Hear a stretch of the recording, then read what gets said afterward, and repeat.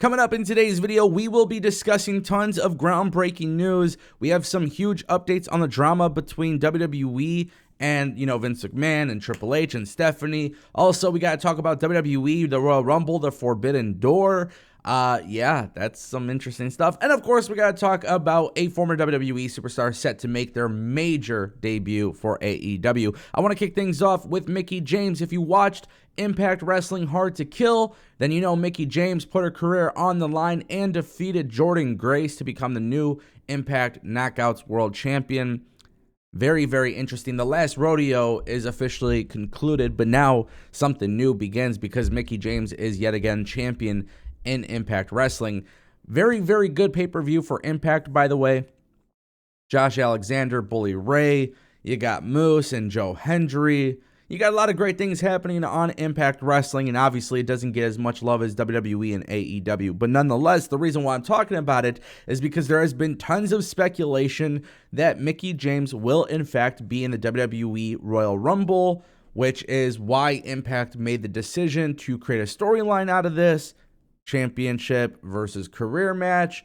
With Mickie James winning the championship, she would be able to go into the Royal Rumble holding the championship, which again would help Impact Wrestling like it did last year. Now, there was a lot of speculation and a lot of rumors that Mickie James was going to be in the Royal Rumble this year, and obviously we don't have any big news sources coming out and confirming this, so as of right now, a lot of it is speculations. A lot of this is fans, talking about it, and obviously we know several months ago we talked about WWE doing a Forbidden Door entrant again. This was something that we spoke about on the channel. So here's the thing. If Mickie James is going to be the Women's Royal Rumble, great. That is awesome.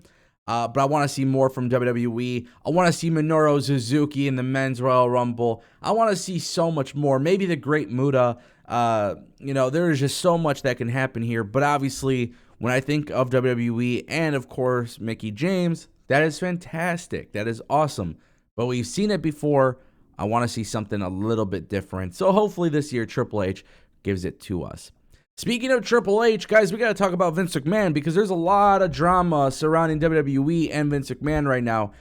So a lot of people have come out and basically said that there was a lot of accuracy information with the Axios report in regards to some of the stuff being said about Triple H, Vince McMahon, and Stephanie McMahon. Meltzer also came out and spoke about this and basically just said that, Stephanie and Triple H really didn't oppose the sale of the company, which right now that's been the big thing that people are talking about on social media is how can Vince McMahon sell the company when his own daughter and son-in-law are rejecting the idea? Why doesn't he give it to the family? Why doesn't he do this? Why doesn't he do that? And obviously these are all great questions, and I can understand why a lot of people are asking about it. I can understand why a lot of people are actually upset about it too, because at the end of the day, Vince McMahon, multi-billionaire, his company's probably worth about $9 to $10 billion, maybe just a little shy of that. But nonetheless, he's going to get paid a lot of money. And at the end of the day, it seems like, Stephanie and Triple H kind of get the shit end of the stick. But realistically, here's the thing. Right now, it's actually being said that Triple H and Stephanie didn't necessarily oppose the sale. They're definitely not champion for it. But they understand exactly why Vince McMahon is back. It's also been said that Triple H is going to he went to this talent meeting, and basically, he kind of let people know, hey, right now, Vince McMahon might give ideas for creative or something like that. He might defer some ideas to him, but Vince McMahon has the final, Triple H has the final say for all creative. And there shouldn't be any expectations to change for that. So, this is a really interesting time period because I think a lot of people are scared of what the hell is going to happen. Is Vince McMahon really coming in just for the sale of the company, or is he coming in to take control? And unfortunately, this is just the reality of it. You have a lot of notable names reporting the news, and I think, and it's obviously they're going to get their sources, they're going to get their information, but there's a lot of people reporting news, and I just don't think whatever is happening, people genuinely know what is supposed to happen. I think Vince McMahon has had this meticulous plan for months and months and months, and I think now he's starting to bring it into fruition. I think people say something, drop it to the journalists come up with their own opinion or whatever, their own views on it, then they drop something.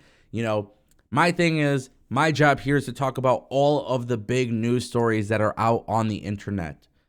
As an analyst of wrestling, that is my job. I hear these reports coming out, and honestly, the one thing I can say is this. Whatever Vince McMahon has up his sleeve is something that Vince McMahon has had up his sleeve literally since the moment the allegations came out.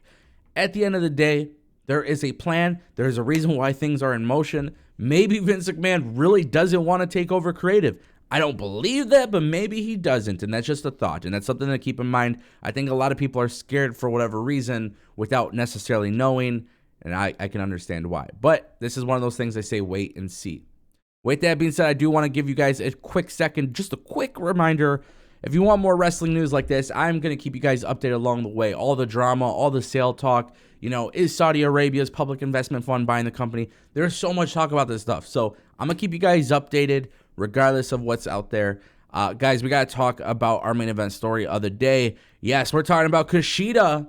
Kushida, former WWE Cruiserweight Champion, former WWE NXT Superstar. We've seen him a little bit in Impact Wrestling, but now you're going to see him on AEW.